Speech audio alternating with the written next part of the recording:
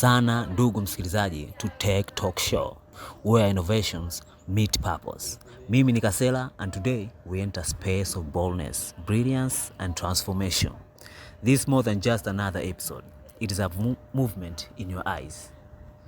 Leo tuko na msichana ambaye hakusubiri nafasi ya pewe. Alijitengenezea yake. With me is Miriam Jerry, a mechatronics engineering student at the Technical University of Kenya. But to introduce her simply as that will be injustice. Let's dive into her.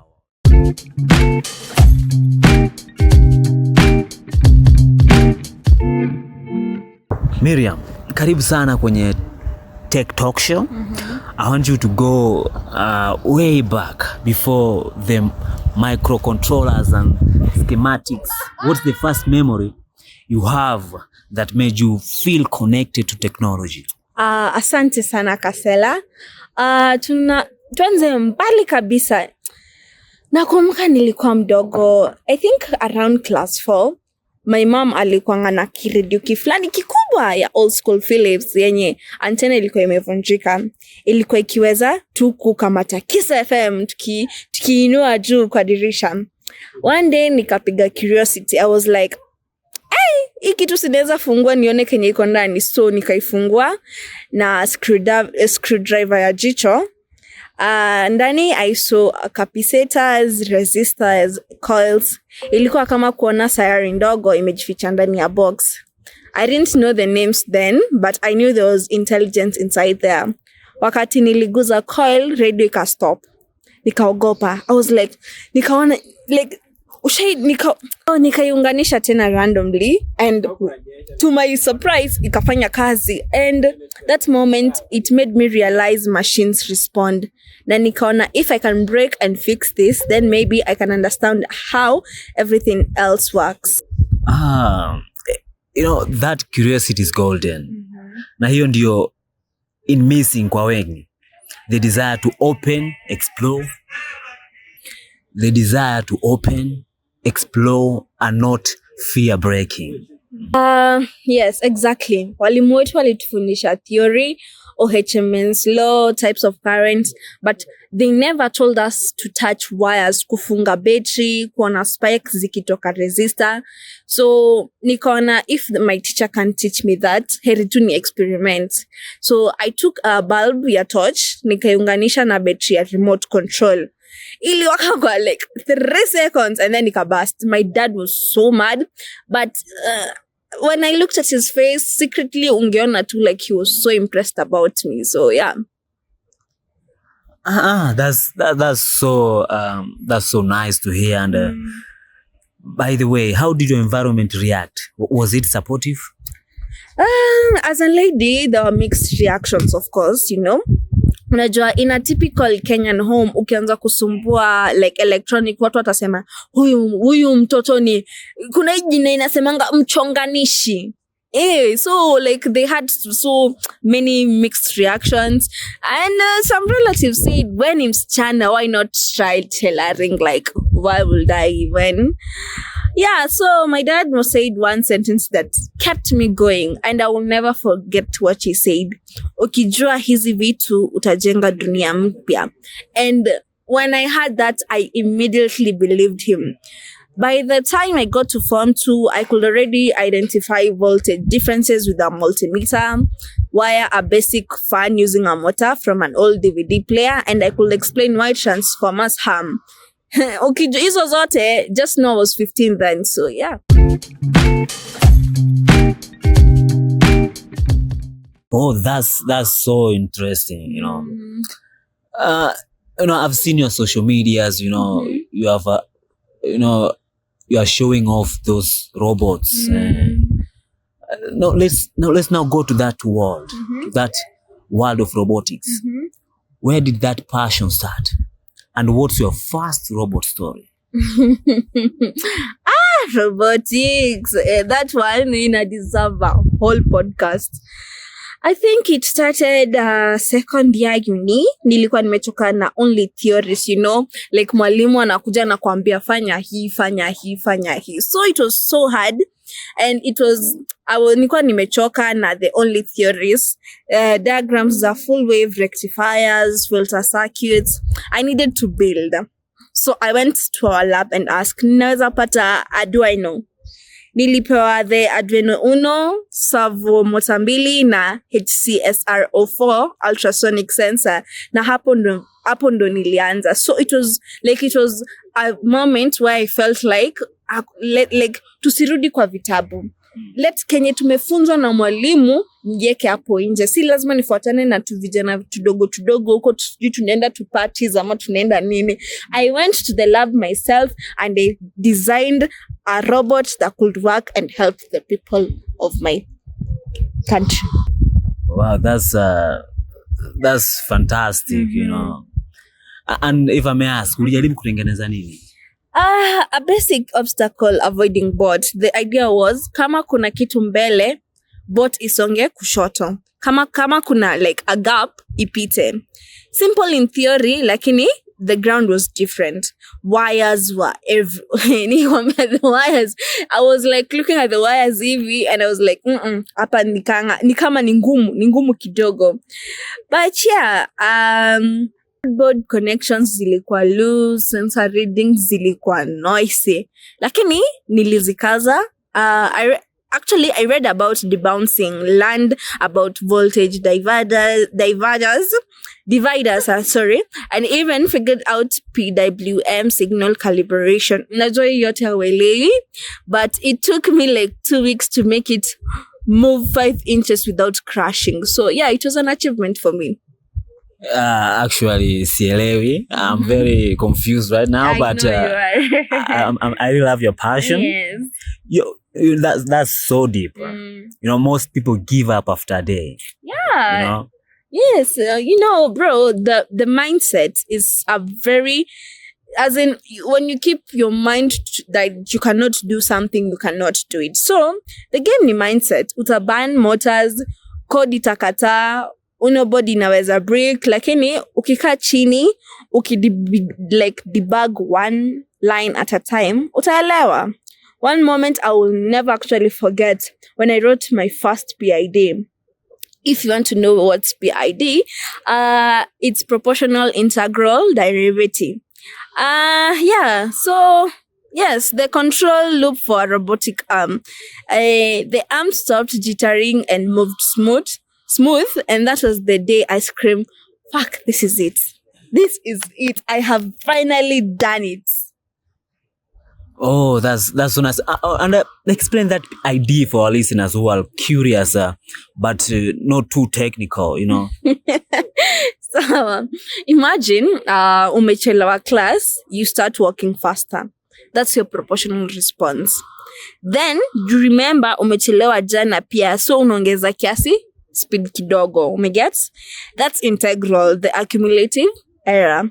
Then you slow down kidogo kwa kona usianguke. That's derivative, predicting future error. So all that, when you combine all that, the walking fast, and then you remember yesterday ulichelewa, so you start walking faster, and then ukienda kupiga kona you slow down those. It's like a car when it's driving, so you slow down when you're making a turn. So yes, it's like. That's so wonderful. And by the way, that's the best PID explanation I've ever had. You know, I know people are not technical outside there. You have understood what PID really is. Eh? Yes, yeah. Okay, to finish what I was saying, to make it simpler, it's like teaching your robot to think about its mistake and move smarter. So, and also nimefundisha basics za inverse kinematics. You know, unahitaji to calculate angles za joints za robot arm ili ifike ile point fulani. I've used MATLAB for simulations, Proteus for circuits, SolidWorks for 3D modeling. And my current team is building a 6 DOF robotic arm using ESP32 and Bluetooth control. And Miriam, where do you see this? Where do you see this leading? Honestly, I want to automate simple Kenyan challenges, kama kupakua maziwa, kupima dawa kwa accuracy, robotic systems, they can help. And I'm already piloting a prototype for automatic maize sorter using a color sensor and servo-powered bin divider. Thank you so much Miriam, na hapo ndipo tutakata hawa yetu ya kwanza. Tumesikia mawazo ya mwanzo wa safari from radio ya mama hadi code ya robot, lakini bado hatujamaliza. Coming up in Hour 2, we talk about gender bias, deep tech, and Miriam vision for Africa. Hii ni Tech Show, Women Tech, Voices of Change. Sitoki. We are just getting warmed up.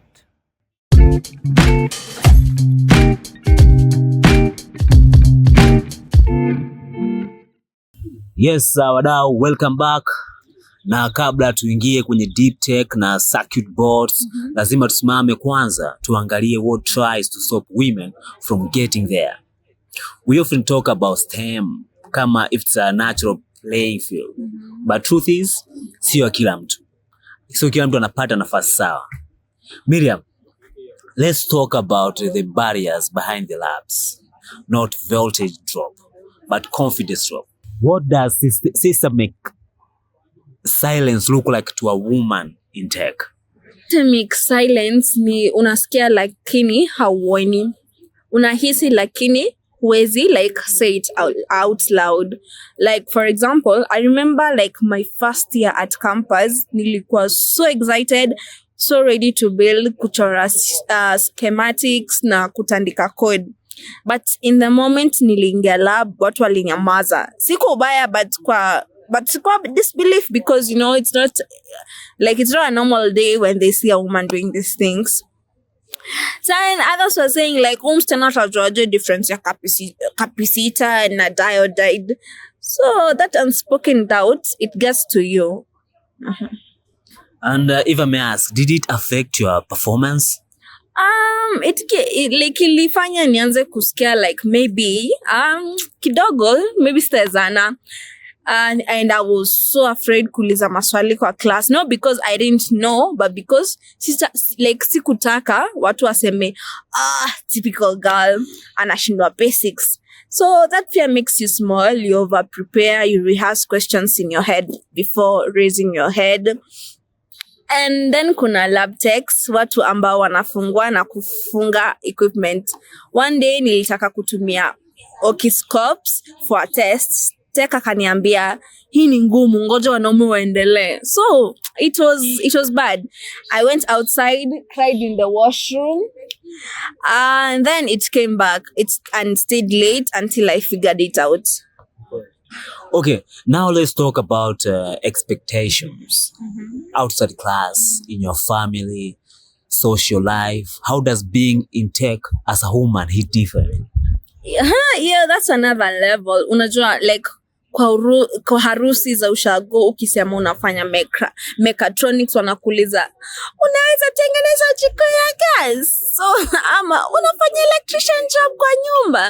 And I get it, watu hawajazoea kuona like a woman wakiongea kuhusu feedback loop, optimization au sensor drift correction. In fact, kuna jamaa nilikuwa naye from 4, sikukutana town like we met in town, and he was asking like, siyo kosi yenu ni ya wanaume, utachoka. I told him mimi siwezi choka kwa passion yangu na robotics hainanga gender. So yeah, we know that in your field, we know in your industry there are very few women. And so if I may ask, do you think the system was designed to exclude women, or did he just forget to include them? That's a good question. I think both. Education systems like from primary has jawahi kuweka focus ya girls in hands-on spaces. Tulifundishwa knitting na cooking. Boys walikuwa wana tools or wires. That separation planted the seed. So even kwa university, you see like 1 or 2 girls kwa 40 student tech class, and some drop out not because like they are weak, but because they are isolated. Like men don't like want ladies in that space. So yeah. And yet you stayed. Why? Because I saw tech as my language. Like it spoke back to me with light, with movement, with code. And because every time nilitengeneza kitu, hata simple kama circuit ya blinking LED, I felt powerful. Na pia nilijua kama nikienda the silence wins. But if I stay and I thrive, then I break the silence for the girl coming after me. That's powerful. That's fire. That's legacy and emotion. Watu wengi wanatake kama two screen na buttons. But you have shown us it's about courage, decision making, choosing not to shrink. Let's breathe for about. When we return, we're going to segment 4, where we explore the actual systems, labs, curriculum, tech leadership, and how to design them with women in mind. Hii ni Tech Talk Show, Women Tech, Voice of Change, bado hatujaisha.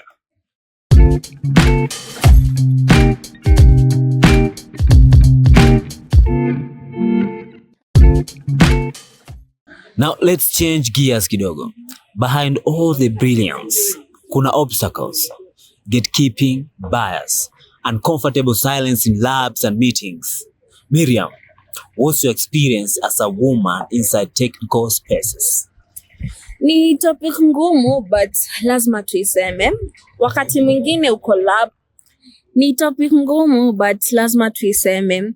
Wakati mwingine uko lab, umeandika full PCB schematic, umesimulate kila path kwenye keycard, alafu mtu anauliza, when do you design hii? That stinks. Like highways, like like ade yezi eleweza, because you realize it's not about your skill, it's about like your gendered visibility. That's so deep, huh? What specific situation hit the hardest? One time during a final year robotics speech, nili present slide with inverse kinematics, matrix breakdown.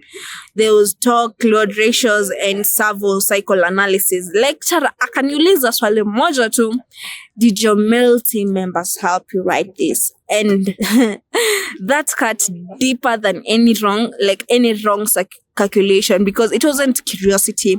It like he assumed that I couldn't possibly understand Euler angles or rotational vectors because I'm just a girl. Because I'm a girl. Like how can it make sense in that point?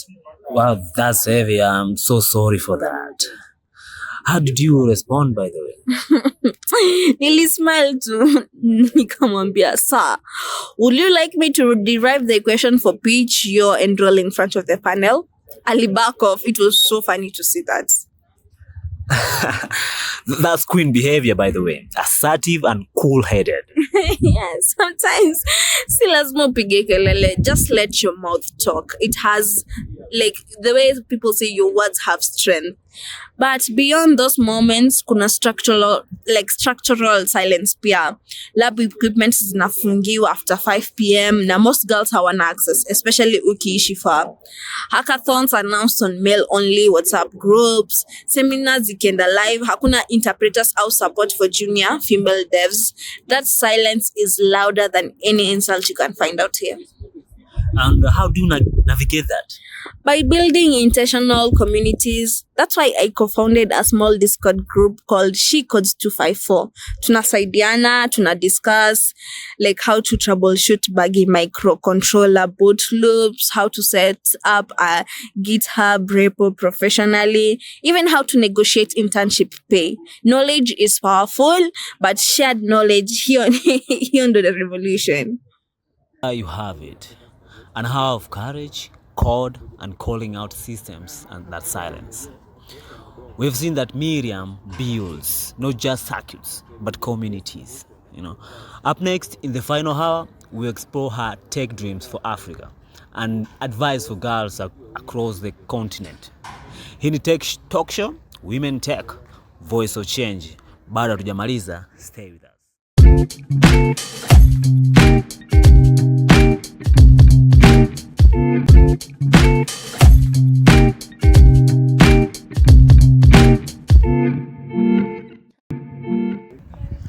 Miriam, Karibu tena. welcome back to the fifth segment. In a perfect world where no gate is locked, what do you build? What does your contribution to Africa Tech Legacy look like? Honestly, I want to build a hardware incubator for high school and uni girls. Like a physical space somewhere in Nairobi, maybe even Eldoret, with 3D printer, soldering station, Raspberry Pis, CNC tools, not just laptops and code, but hands-on manufacturing of devices that actually matter to people. Like, for example, a low-cost smart drip system using soil moisture sensors and ESP8266 Wi-Fi chips for like smallholder farms. A battery-free fridge using Peltier modules and solar energy for clinics without reliable power. A Swahili like voice controlled assistant built using TensorFlow Lite for visually impaired users.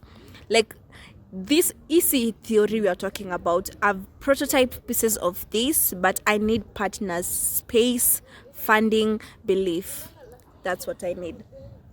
You have mentioned the term Fraggle innovation before. Explain that for our audience. Frugal innovation means building smart, impactful solution using limited resources. Like ukiangalia Africa doesn't need $1 million labs to solve its problems. Tunahitaji just one person mwenye akona ile akili ya kutosha kutumia parts za printer, sensor ya like old phones na logic kidogo to solve like a big problem. Like using an old motorcycle battery to power classroom during blackouts with a simple inverter and charge controller, or creating an emergency alert button system for GBV survivors in rural areas using GSM modules and coded SOS texts. That's how I think, and that's how I build. If government officials, tech CEOs, and educators were listening now, what would you ask them of them? Stop talking, start building. Like give girls more than bursaries. Like give them toolkits. Like more than motivation, give them motherboard access. More than conferences, give them contracts to build. And teach tech in local languages. Let a girl from like Makweni learn C++ using example related to her environment, like automating chicken coops. Also decentralizing labs, fund rural robotic clubs, make coding mandatory in KCSE. Kenya is ready, youth are ready, girls are waiting. So you need to push forward that regime so they can start working. Oh wow, that's so powerful, and that's a very powerful vision. Now let's move into legacy. Not as a big word, but as a daily practice. Let's talk about mentorship. What does mentorship mean to you? How are you paying forward what you have learned? I think mentorship ni kama kuachia mtu torch yako. Sio, it's not because umemaliza like the journey, but because unataka watu waone njia mapema. Like every day, every single Friday, I mentor girls from Kawangware via Telegram. Like I teach them how to blink LEDs using Arduino code, build login forms using HTML, CSS, and Firebase, use GitHub and VS Code properly, even apply for global internship. It's something that all girls should have. They should want and they should need them. And also like when you see like most of the households here in Kenya, looking at like the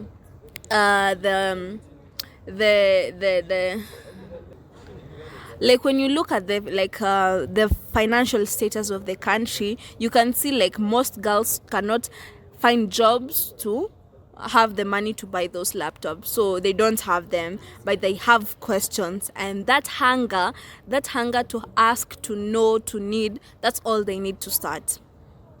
Wow, that's wonderful. And if I may ask, if we gave you 1,000 girls right now, what is the first thing you teach them? The simplest thing I can teach them is how to read a resistor color code: black, brown, red, orange, and so on. Then I'd give them each a solid soldering iron, because when a girl builds her first circuit, she stops fearing electricity, and she starts generating it. I'd teach them to dream with wire cutters in hand, to wear lab coats with pride, and lift gloss if they want, because a girl can't survive without gloss, to debug, rewire, retry in life and in code. Now, Miriam, speak to the future. You are standing at a graduation. Yeah. There's 12-year-old girl watching you from the crowd. Her eyes says, "Can I really become her?" What do you say back? Ningemwambia, yes, you can. You can be me, you can be more than me. But don't just want to be me, because I have so many things that I also want to accomplish. But I want you to surpass what I have done. Learn Python, then learn leadership. Build a drone, then build a company. Speak in Kiswahili, Sheng, or any sign language, lakini usikose kusema. Take space, take charge, take your time. And when you get there, usifunge like your doors. Like usiseme like I'm already done, nisha graduate, so you know what, maybe that was something in the past. No, fungua mlango 10 mbele, open more doors, because you are the future, not just of tech but of truth. Wow, wow, wow. Listeners, I don't know about you, but I feel changed. This wasn't just a podcast, it was a path. To every girl coding in silence, let your keystrokes be the thunder. To every woman doubting herself, remember Miriam. You don't need permission to innovate. You don't need validation to lead. You are the algorithm. You are the interface. You are the upgrade. And this has been Tech Talk Show. Women in Tech, Voice of Change. I've been your host, Kasela, and our guest, our light, our blueprint, Miriam Jerry. Let's build better, let's build boldly, let's build together. Tukutane tena.